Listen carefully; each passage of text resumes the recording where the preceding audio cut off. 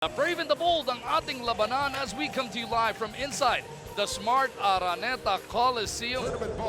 At sila na nga po ang magsisimula para sa bakbakay na ito. Opening game for this tournament para sa Barangay Nebra at NLEX Road Warriors. Tenorio will be joining Jeffers, Aguilar, Caguiwa, and Ellis. Katapat sina Alas, Villanueva, Taulava, Anthony, and Thornton. Simula na ng tagisan ng tunay na lakas. Ngayon silipin na natin ang ating game highlights for your second game of your PBA Friday. Labanan nga po ng NLEX at Barangay Nebra. The Brave and the Bold inside the Smart Araneta. And first quarter play, it was all about that ball movement ng Barangay Ginebra. Japet Aguilar receiving that one from Jeffers. Pero sa kabila, Al Thornton doing what he does best. At yun ay pag-uwiin yung bola doon sa net. Well, Kevin Alas with a nice strong drive to the basket there. Really had a very good first half. Pero this was a poor foul by Borboran. Oo. May foul to give pa naman sana Nebra doon. Ang NLEX doon, nasungkit tuloy ng Barangay Nebra lamang 22-21. Pagdating ng second quarter, yung bench mob naman ng Barangay Nebra ang nag-deliver. Yeah, Marcelo gave them quality minutes, even all the way up to the end. And Scotty Thompson here, but he did not finish the three-point play. I thought Sol Mercado also played very well with his assist passing though. Joe Devance finishing this game with 18 points. Ang problema, nag-cramps na siya pagdating ng overtime. Kaya wala nang ang Greg Sila. Foul out pa yung Aguilar, foul out pa yung Ellis. Na-injure pa. Ito si Devance. Third quarter muna, silipin natin bago yung OT. Mark Caguiwa, bigla na lang nagpaparamdam sana. Pero nando doon si Jeffers to clean that one up. Ayun yung Caguiwa sa ilalim. What a pass mula kay Aguilar as Barangay Nebra was keeping NLEX at bay. Yes, definitely. But that's not good defense for him to get an easy layup. And then nice give by Sean Anthony. Maraming ginawa si Sean Anthony dito para sa team in the second half.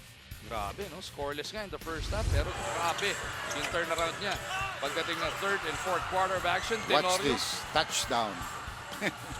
Devance getting behind that defense of NLEX to tie the game at 95. And then, with less than a minute remaining in this game, magkasunod na foul ang napito doon kina Japet Aguilar at kay Chris Ellis. Pero itong si Thornton, 2 of 4 lang sa apat na free throw niya. Well, look kay Ellis is very obvious foul. Look kay Aguilar, hindi ko nakita. We never slow-mo. So, they were not very happy with that because he fouled out. And then Caguiwa was fouled naman dun sa kabila and called off the bench with 17.5 seconds remaining. Napakabigat na mga free throw ang kanyang pinasok. No, they were able to make a stop after tying the ball game. We're going to see that in a little while. Barangay Nebra clogging the paint. Thornton. Ball never left his hands. Hindi maka-atake, hindi makapasa, ipinukul na lang. Yung reset ang clock to 1.7 yata. That's 1.4. He had an open shot. This perfect timing, no? Ang ganda, He just didn't make it. That sent us into a 5-minute extension. Pagdating na extension, medyo nahirapan yung Barangay Nebra umiscore. Si Dave Marcelo lang. Yung lumalaban nung una. Nung umpisa. Ito una yung kay Thornton. Yung sinasabi natin ang bibigat na tira. Look at that. Bibigat na tira yun. Fade away about 18-19 feet. Ito na naman yung fade away. Ganda naman ang depensa ni Marcelo. I mean, that's a looper. Diba, no? He's in a class of his own. Last season, nakita na natin niya yung pinapatunayan niya na hindi fluke yung pinaggagawa niya. Pero itong si Sol Mercado, nakadalawang tres pa pagdating ng dulo.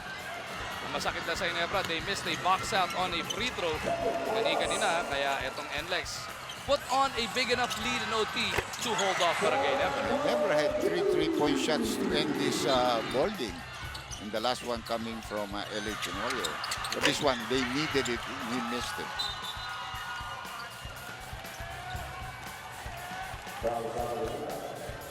Coach Tim Cone, 1.7 remaining in this game, making his way into the dugout. Nakikamay naman siya sa other coach. You have to give him that. Pagdaan naman niya sa NLEX, kinamayang kagad niya sina Coach Boyd Fernandez. He was more disappointed with his own team yata. Yeah.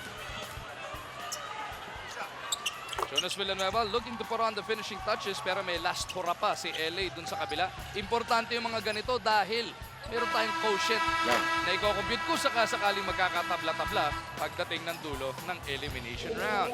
114-112 ang ating final score.